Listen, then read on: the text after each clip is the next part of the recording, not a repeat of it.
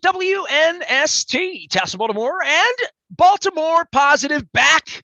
I don't know if I got a tan or not. I'm not sure. It was a little bit of sunshine down there in Florida for sure.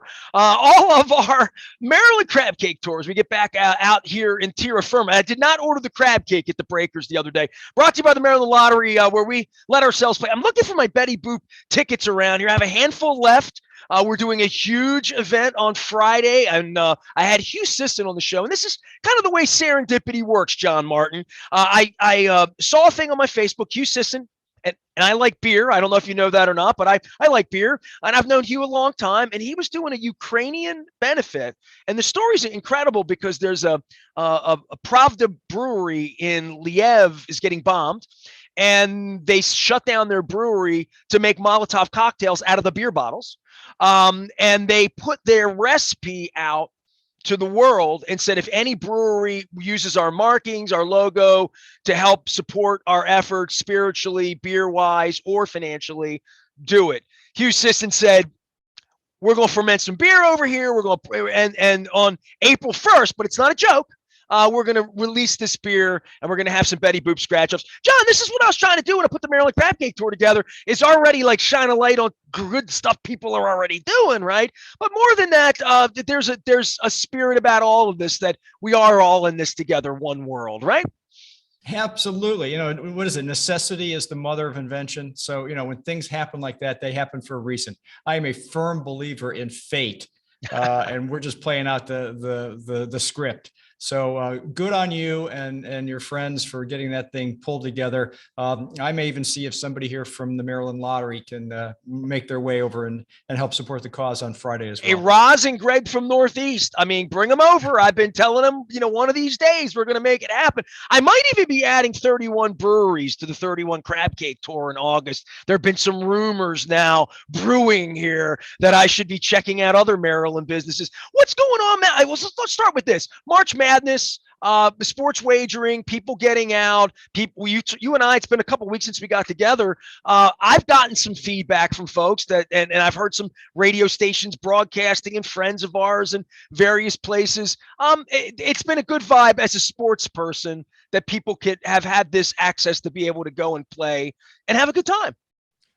Certainly. I mean, we've talked about this before. You look at the March Madness event, especially over several weekends, and it is second to probably the Super Bowl in terms of the hype and the frenzy that players get excited about when it comes to sports wagering. So we're winding down now, 1 weekend left, and we'll see how that plays out. But overall, I think and similarly, the experiences and stories I'm hearing are that for the 5 locations that are able today to offer sports wagering on their premise, things are going very well. And we have 4 more on deck, if you will, a little crowded in the on deck circle. I'll switch my metaphors here, get to baseball here because we were in the spring.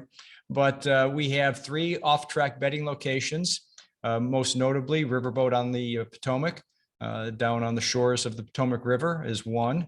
Long Shots in Frederick is a 2nd. And our buddy Chris at Greenmount Station in Hampstead is a 3rd.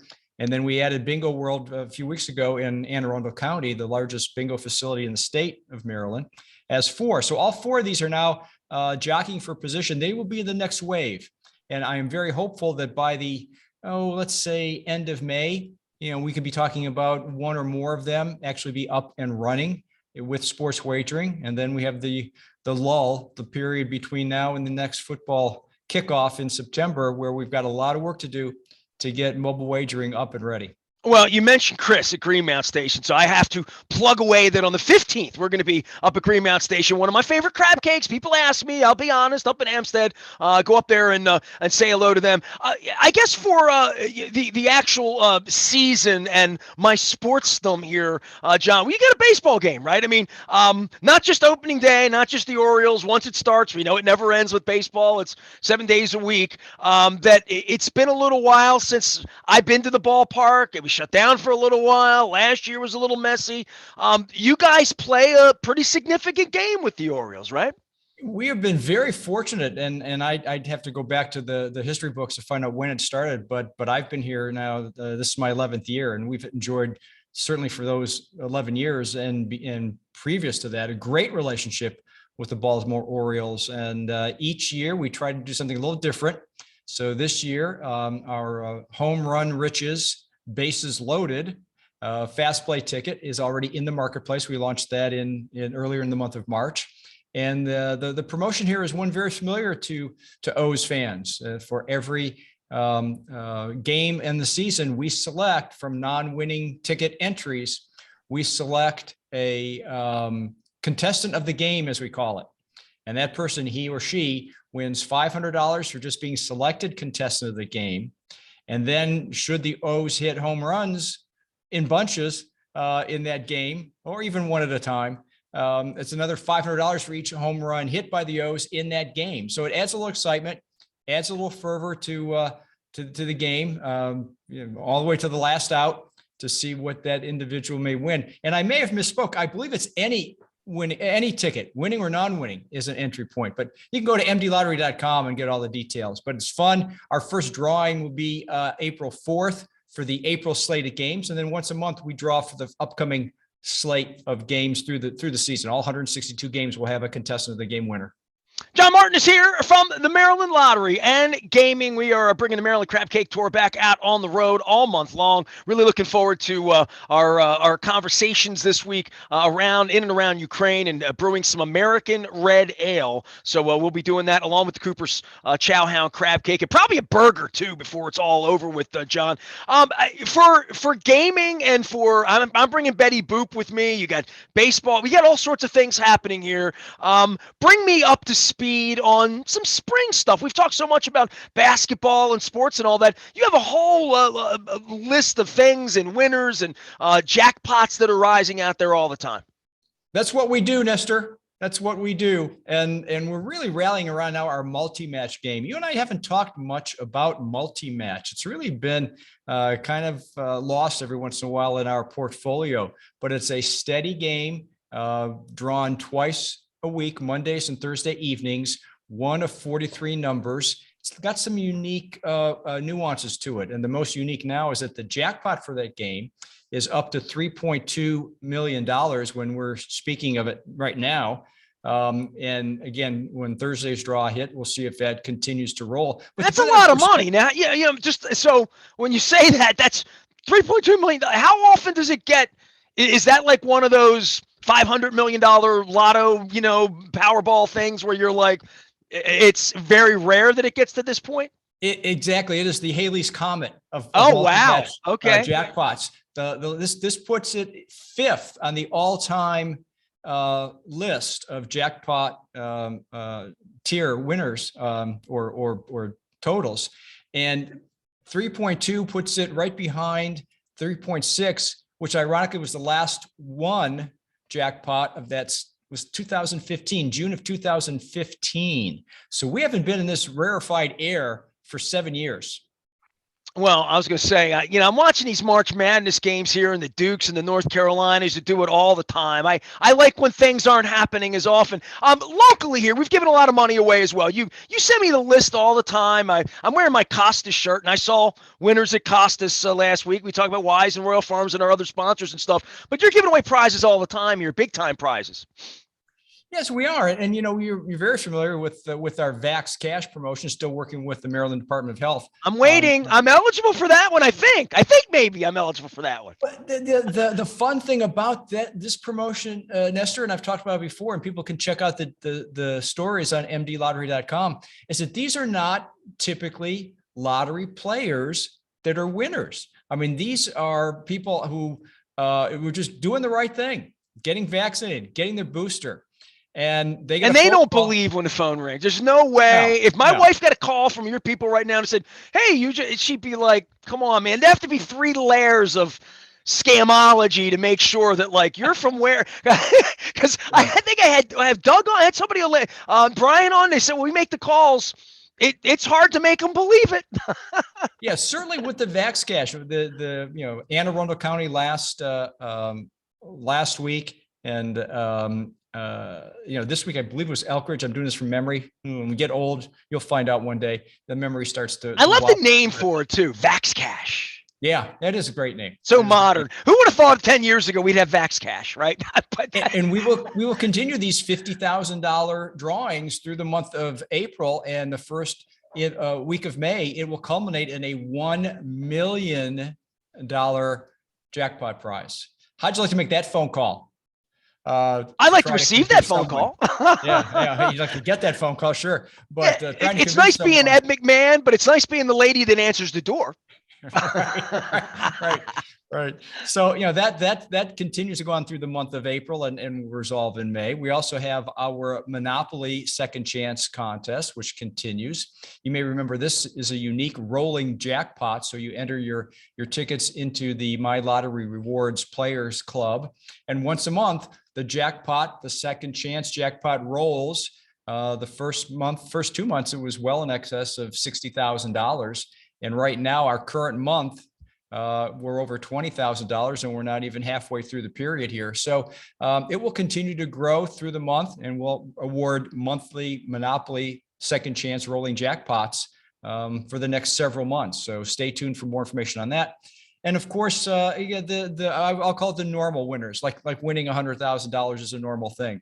But the week in, week out winners, we have a new scratch off game, which hopefully Brian talked a little bit about when he was with you the other day.